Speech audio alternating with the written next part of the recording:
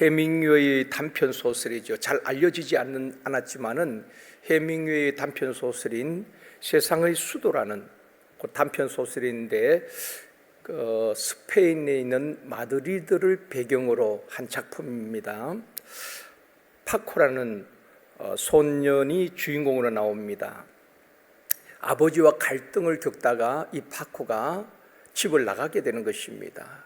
그 아버지는 집을 나간 아들이 뭐 배고프면 다시 돌아오겠지, 친구들과 며칠 있다 돌아오겠지 기다렸어요. 근데 시간이 지나도 아들이 돌아오지 않는 것입니다. 뭐 몇 날이 지나고 한 달이 지나고 이 아버지는 안 되겠다 싶어서 그 아들을 찾으러 마드리드로 가게 되는 것입니다. 여기저기 수소문을 하면서 아들을 찾으려고 했지만 그 아들을 찾을 수가 없었습니다. 그래서 아버지는 그 지역에 있는 신문에 광고를 내게 됩니다. 사랑하는 아들 파코야, 아버지는 모든 것을 용서하고 너를 기다리고 있단다.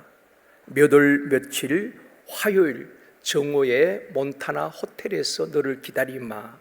그런 짤막한 광고를 신문에다 싣게 되었습니다. 그리고 아버지는 과연 이 아들이 나올까? 그 광고를 봤을까? 그렇게 떨리는 마음으로 아버지 광고 난 그 날짜 정오에 몬타나 호텔에 가게 됩니다. 그런데 화요일 정오에 그 몬타나 호텔 앞에 한 800명 가까이 청년들이 모였던 것입니다. 그 나오는 단편 소설입니다. 800명 가까이 이렇게 젊은이가 호텔 앞에 모였는데 스페인어는 파코란 이름이 그냥 굉장히 흔한 이름이라고 합니다. 파코. 800명의 파코라는 이름을 가진 청년들이 저마다 용서를 바라며 아버지를 만나기 위해서 그곳에 모였더라는 것입니다. 해밍웨이가 하고 싶은 이야기가 무엇이겠습니까? 모든 사람은 용서가 필요하다는 것입니다. 우리 가운데 용서가 필요 없는 사람은 아무도 없습니다. 아마 여러분이 지금까지 가정생활을 하면서 지금까지 가정을 이끌고 온 것은 용서가 있었기 때문에 그렇습니다. 예수님께서 십자가에서 운명하시기 전에 하신 기도가 무엇입니까? 가상칠언이라고 하죠. 7 말씀을 하셨는데 그 가운데 주님이 뭐라고 말씀하셨습니까? 아버지여, 저 사람들을 용서해 주십시오. 자기들이 하는 것을 알지 못합니다. 우리 주님은 십자가에서 그 용서를 위한 기도를 했습니다. 예수님을 십자가에 못 박고 조롱하고 희롱하는 무리들을 그들의 잘못을 용서해 달라고 우리 주님은 기도하셨습니다. 오늘 이 새벽에는 십자가는 용서입니다 하는 제목으로 말씀을 드리려고 합니다. 오늘 본문 21절 말씀 우리 같이 읽도록 하겠습니다. 그때에 베드로가 나와 이르되 주여, 형제가 내게 죄를 범하면 몇 번이나 용서하여 주리이까? 7번까지 하오리까? 우리가 잘 아는 내용이지요. 베드로가 예수님께 나와서 형제가 죄를 범하면 몇 번 용서해 주면 되겠습니까? 7번까지 용서해 주면 되겠습니까? 그렇게 묻고 있습니다. 당시에 바리새인들은 2번까지 용서하라고 가르쳤거든요.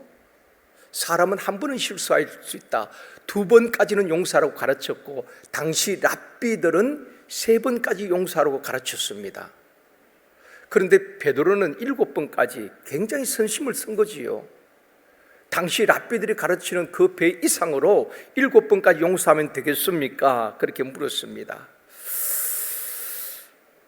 베드로는 용서의 본질을 잘 이해하지 못했지요. 여러분, 1번, 2번 세기 시작하면 그것은 용서가 아닙니다. 여러분, 자녀들이 잘못했을 때에 엄마가 1번 용서했어, 다음에 또 잘못했어요, 엄마가 2번째 용서했어, 그렇게 세면서 용서하는 부모는 없을 겁니다.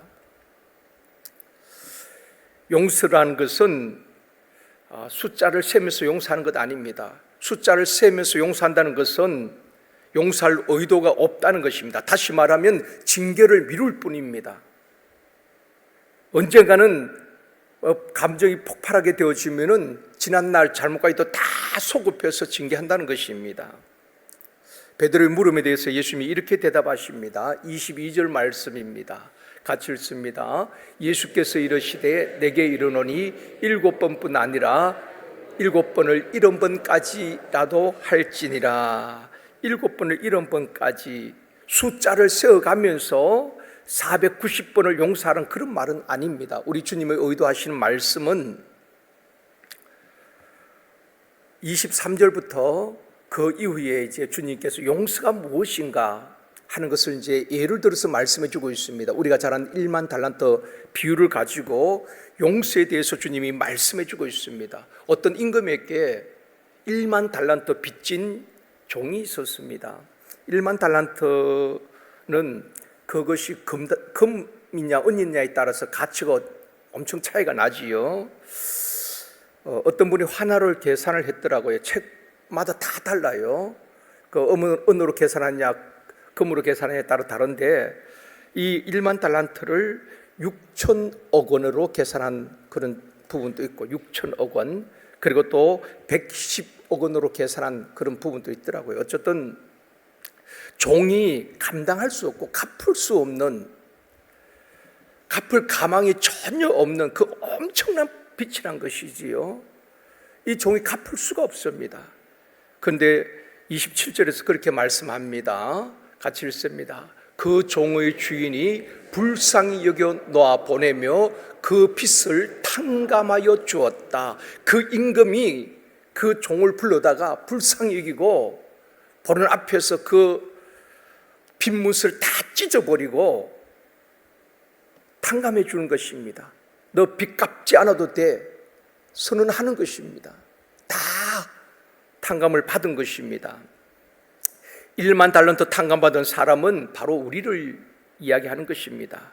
죄로 말미암아 멸망의 길로 가고 있던 우리들, 죄의 문제를 해결할 가망이 전혀 없던 우리를 불쌍히 여기시고 예수님께서 십자가에서 보혈로 우리의 죄 문제를 다 해결해 주시고 죄에서 우리를 자유케 해 주신 것입니다. 그렇다면 여러분, 1만 달란트 빚진 자라면 평생 그 주인에게 감사하고 보답하는 삶을 살아야 되지 않겠습니까? 우리가 그런 게 큰 은혜, 우리가 해결할 수 없는 그 문제를, 죄 문제를 해결받았다면 우리는 평생 감사하며 하나님의 은혜에 보답하는 삶을 살아야 마땅하지 않겠습니까? 이야기는 여기서 끝나지 않습니다. 1만 달란트 탕감받은 사람이 가서 자기에게 100데나리온, 1만 달란트에 비하면 뭐 하찮은 것이죠. 60만 불의 1밖에 안 되는 것입니다. 그 작은 100데나리온 빚진 자를 만나게 됩니다. 그 빚진 자의 목을 붙잡고 갚으라고 막 욱박지르는 겁니다. 그리고 때리고 옥에 가두어 버리는 것입니다. 그 이야기를 임금이 듣게 되는 것입니다.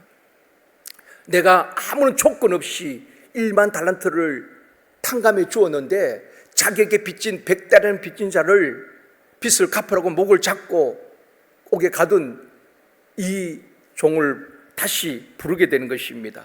불러서 뭐라고 말합니까? 성경에 보면은 악한 종이라고 말합니다. 그렇게 1만 달란트 탕감 받고도 자기에게 빚진 자를 용서하지 못하고 탕감하지 못한 이 사람을 악한 자라고 말하고 있습니다. 그러면서 옥졸에게 넘겨주었다는 그 비유를 주님께서 말씀을 하고 있습니다. 예수님께서 이 비유의 말씀을 하시면서 35절에 이렇게 말씀합니다. 같이 읽겠습니다. 너희가 각각 마음으로부터 형제를 용서하지 아니하면 나의 하늘 아버지께서 너희에게 이와 같이 하시리라. 너희가 각각 마음으로, 입으로 용서해서 끝이 아닙니다. 마음으로 형제를 용서하지 아니하면 하늘에 계신 아버지께서도 우리를 용서하지 않겠다는 것입니다. 우리는 잘못했을 때 하나님 용서해 주십시오 얼마나 회개하며 하나님 앞에 간구합니까? 그런데 내게 작은 잘못한 그 사람을 용서하지 못한다면 우리 하나님 그렇게 말씀하는 것입니다. 악한 종이라고, 나도 너희를 용서하지 않겠다라고 말씀하고 있는 것입니다. 우리가 주기도문에 보면은 우리 주님께서 뭐라고 가르쳐 주셨습니까? 기도할 때에 우리가 우리에게 죄 지은 자를 사하여 준 것 같이 우리 죄를 사하여 달라고 기도하라고 말하고 있는 것입니다. 우리가 우리에게 죄 지은 자를 용서하는 것입니다. 용서한 같이 우리 주님도 우리에게 용서해 주기를 기도하라고 말씀하고 있는 것입니다. 에베소서 4장 32절도 말씀합니다. 같이 읽겠습니다. 서로 친절하게 하며 불쌍히 여기며 서로 용서하기를 하나님이 그리스도 안에서 너희를 용서하신 것 같이 하라. 용서할 때에 서로 용서하기를 하나님이 그리스도 안에서 우리를 용서함 같이 용서하는 것입니다. 여러분, 우리 용서받을 자격이 있었나요? 사랑받을 자격이 있어서 사랑받고 있습니까? 아무 값 없이 하나님이 우리를 사랑하시고 그 증거로 독생자를 보내주셨고, 그 주님은 십자가에서 우리의 죄와 허물을 담당하시고 고난당하시고 피를 쏟으시고 테텔레스타이 내가 다 이루었다, 내가 너희의 죄를 다 용서했다, 값없이 용서해 주신 것입니다. 우리의 모든 죄를 탕감해 주신 것입니다. 그러므로 그 주님의 그 은혜를 생각하면서 너희들도 용서하는 자가 되라, 그렇게 용서하라고 말씀하고 있습니다. 우리가 주님 앞에 용서받았음을 생각한다면 용서하지 못할 사람 없습니다. 여러분, 우리에게 그렇게 적용했으면 좋겠습니다. 가족들 한평생 가족이라는 이름으로 살다 보면은 서로 마음의 섭섭함도 있을 것입니다. 모든 것 다 용서하고 이웃을 용서하고 성도들 간에 서로 용서하고 직장 동료들을 용서하고 심지어 내게 아픔을 주고 상처를 준 사람도 용서할 수 있기를 원합니다. 쉬운 것 같지만 가장 어려운 것이 또 용서이기도 합니다. 가끔 그런 분이 있습니다. 다른 사람은 몰라도 그 사람만큼은 용서할 수 없어요. 그 사람만큼은 용서가 안 돼요. 우리 주님 말씀합니다. 그 사람까지 용서하라고 말씀합니다. 가장 큰 사람은 용서의 사람입니다. 오늘 우리 서적에서 득찬하셨지 않습니까? 십자가를 질 수 있냐? 그리고 십자가에서 구원받은 한편 강도를 기억하라고 말하고 있습니다. 강도가 용서받을 자격이 있어서 용서받았습니까? 우리 주님께서 그 자리에서 용서해 주신 것입니다. 그러기에 낙원 허락받은 것 아니겠습니까? 우리 자격 없는 우리를 아무 조건 없이 1만 달란트 갚을 수 없는, 해결할 수 없는 그 문제를 주님이 다 해결해 주셨다면 우리도 가까이 있는 사람, 가족부터 시작해서 사람을 용서하고 품을 수 있어야 한다는 것입니다. 용서는 상대방을 위한 것 같지만 실상은 내 자신을 위한 겁니다. 우리 주님께서 용서하는 것은 상대방을 향한 배려 같지만 실상은 우리 자신을 위해서 용서하라는 것입니다. 여러분, 마음이 미움이 많이 있으면 기도가 되던가요? 잘 안 될 겁니다. 내게 상처 준 사람, 내게 해를 입힌 그 사람은 상처 줬다고 생각지 않거든요. 그러니까 오히려 그들은 잠도 잘 자고 잘 드시고 잘 삽니다. 그런데 문제는 상처받은 사람들, 섭섭한 마음이 있는 사람들, 그것을 기억하고 밤에도 잠을 자지 못하고 밥을 먹어도 제대로 먹는 둥 마는 둥 본인이 힘든 것입니다. 그리고 기도가 안 되지요. 기도하다가 그 사람만 떠오르면은 막 분노가 일어나는 것입니다. 여러분, 그런 거 경험해 보셨죠? 막 섭섭한 마음이 있으면 그 사람 떠오르면은 기도가 안 되는 것입니다. 미운 마음이 있으면 기도가 안 되는 것입니다. 그러니까 용서하지 못하면 결국 내가 영적으로, 육적으로 내가 손해보는 거예요. 용서는 상대방을 위한 것 같지만 실상은 내 자신을 위해서 주님은 용서하라, 그렇게 말씀하고 있는 것입니다. 혹 여러분 마음에 그 사람만큼 용서가 안 된다고 하는 분들이 있습니까? 우리 주님은 용서하라는 것입니다. 용서가 되고 안 되고 문제가 아닙니다. 그렇다면 우리는 주여 내 마음은 도저히 용서가 되지 않습니다. 용서할 마음까지도, 사랑의 마음도 주님 내게 주시옵소서. 기도해야 되지 않겠습니까? 예수님께서는 상대방을 위해서가 아니라 너 자신을 위해서 용서해. 억울하고 분하고 서운한 마음이 있어도 너 자신을 위해서 용서해. 그렇게 말씀하고 있습니다. 여러분, 용서하면요 내가 자유합니다. 존 브로크만이라는 분이 쓴 책이 있는데 지난 2000년 동안 위대한 발명이란 책입니다. 지난 2000년 동안 위대한 발명, 그러니까 이 지구상에서 지난 2000년 동안 발명한 위대한 발명품들 있잖아요. 그것을 121가지를, 최고의 발명품 121가지를 적었다는 것입니다. 2000년 동안 발명한 가장 위대한 발명품들, 인쇄술일 수도 있겠죠. 또 전기, 비행기, 컴퓨터, 인터넷, 이런 121가지 위대한 발명품을 나열을 한 것입니다. 누가 어떤 이것을 발명했는지 2000년 동안 위대한 발명품들 쭉 나열을 했는데 그 가운데에 대단한 발명품들이죠. 인류 발전에 공헌한 굉장한 발명품들입니다. 그런데 최고의 발명품이 뭔지 아셔요? 지우개라는 것입니다. 지우개. 가장 보잘것없어 보이는 지우개.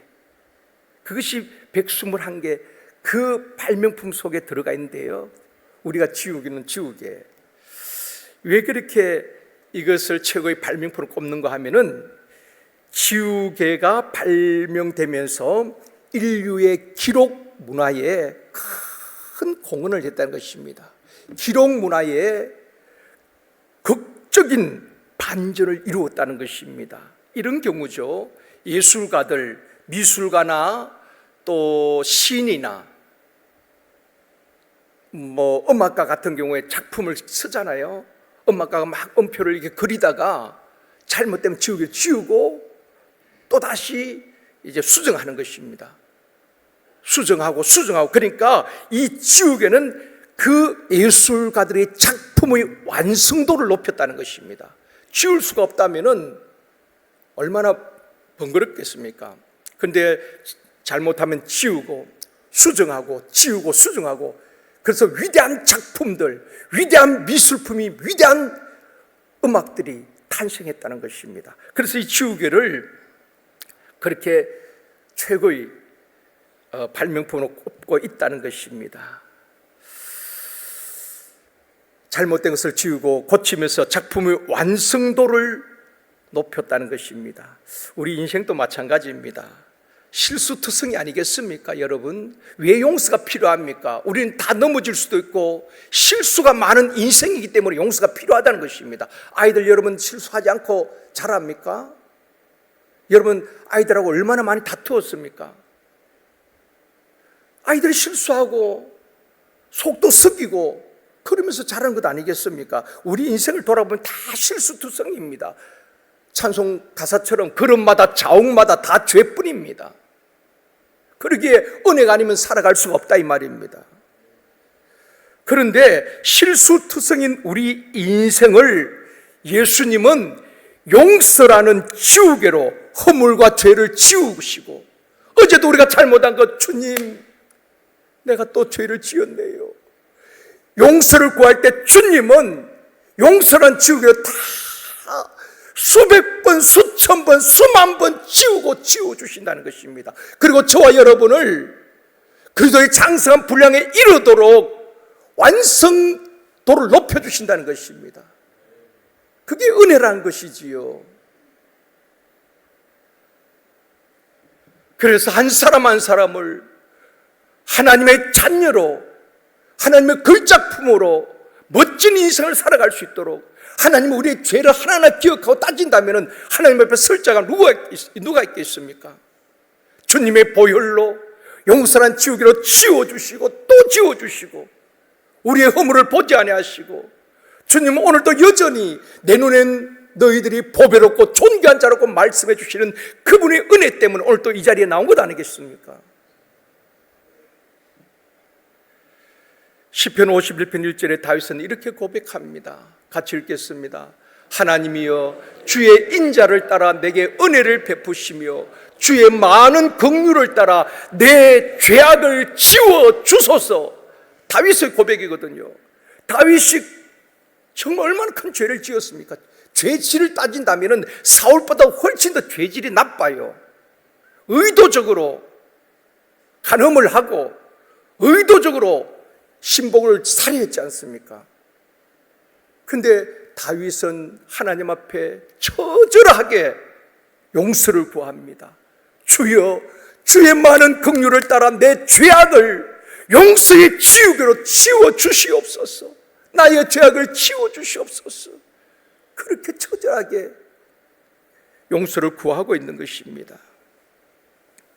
그러기에 주님께서 다윗을 용서해 주셨기에 다윗의 인생이 완성도 높은 인생이 되어지고 위대한 성군이라고 불릴 만큼 그의 인생이 하나님이 걸작품이 된 것 아니겠습니까? 오늘도 우리 하나님은 용서란 지우개로 우리를 지워주시고 십자가는 용서인 것입니다. 그런데 우리는 그걸 믿지를 못하니까 계속 죄책감에 눌리고 시달리고 있다는 것입니다. 주님이 용서했다면 용서한 것입니다. 그런데 우리는 늘 죄책감 시달리면서 하나님의 자녀된 권세를 누리지 못하고 기뻐하지 못하고 평안을 누리지 못하고 늘 눌려 살고 있다는 것입니다. 이 아침에 여러분 용서의 주님을 기억하시고 자유할 수 있기를 원합니다. 우리가 진정으로 용서하면 주님이 용서하지 못할 죄가 없습니다. 한 가지 예만 들고 마치겠습니다. 영국의 웰링턴 제독이 그 부하들, 병사들 가운데에 아주 사고를 계속 치고 감옥에 가기도 하고 그러다가 나중에는 도저히 큰 일을 저질러서 총살을 당할, 근데 군에서는 군법이 엄하잖아요. 그래서 총살을 당할 그런 병사가 한 명 있었습니다. 그 병사를 이제 총살하기 전에, 집행하기 전에 이 웰링턴 제독이 그 병사에게 그런 말을 하는 것입니다.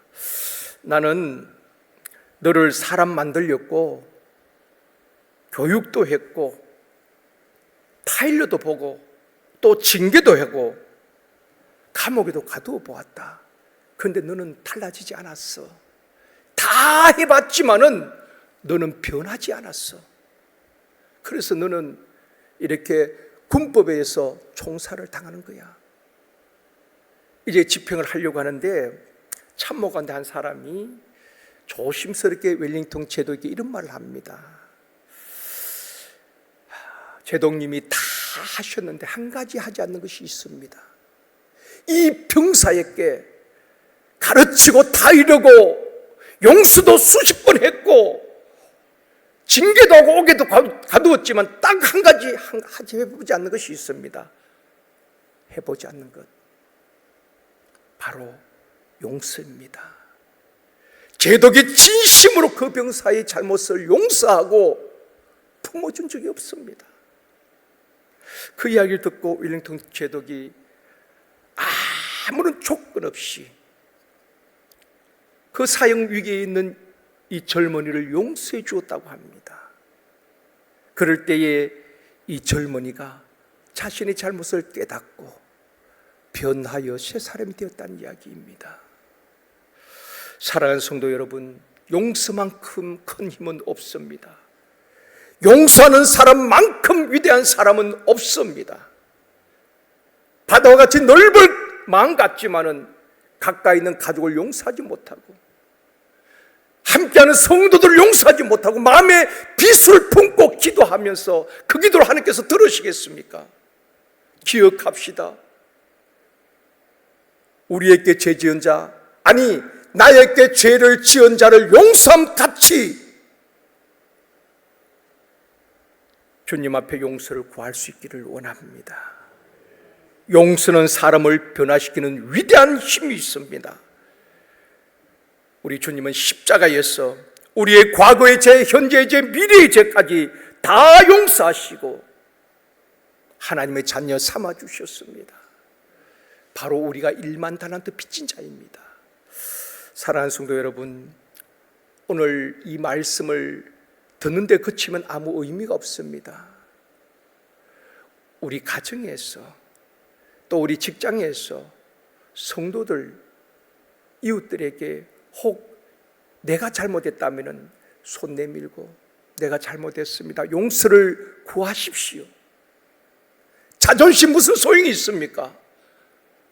내가 잘못했다면 하나님 앞에, 사람 앞에 용서를 구해야지요. 내 자신만 옳다고 하면 안 되는 것입니다. 사울이 왜 멸망당합니까? 끝까지 자기 합리화를 시키다가 하나님 앞에, 하나님 나 잘못했어요, 다윗처럼 나의 모든 허물과 죄를 씌워주시옵소서, 그 한마디면 되는데 그 한마디 못하는 것입니다. 얄팍한 자존심 때문에 우리가 하나님 앞에 먼저 용서를 구하고 가족들에게, 이웃들에게, 성도들에게, 직장 동료들에게 용서를 구하고 또 내게 용서를 구하는 사람, 우리가 주님이 나를 용서함 같이 조건 없이 용서하고 내가 자유하고 또 상대방이 자유하고 우리가 복음 안에서 참된 자유와 평안을 누릴 수 있는 이 복을 누릴 수 있기를 주님의 이름으로 축원합니다. 기도합니다. 좋으신 아버지 하나님, 주님이 십자가에서 우리를 용서함 같이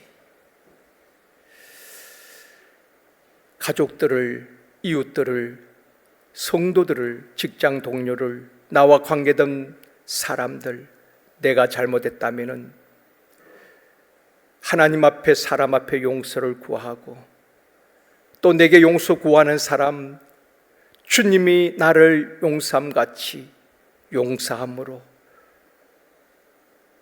서로 자유함을 누릴 수 있도록 도와주시기를 원합니다. 들은 것에서 그치는 것이 아니라 오늘 우리의 삶 속에서 용서를 실천하고 적용할 수 있도록 도와주옵소서. 용서할 수 있는 넉넉한 마음을 우리에게 허락하여 주옵소서. 감사드립니다. 주님, 오늘도 새벽을 깨우면서 수면이 부족하여 피곤치 아니하도록, 오늘도 주어진 일들을 감당하기에 부족함이 없도록 우리 모든 분들에게 새 힘을 주시고 은혜를 더하여 주시옵소서. 오늘도 믿음으로 승리하는 한 날이 되어지게 하시고 우리 인생 최고의 한 날이 될 수 있도록 축복하여 주시옵소서.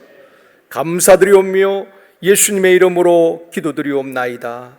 아멘.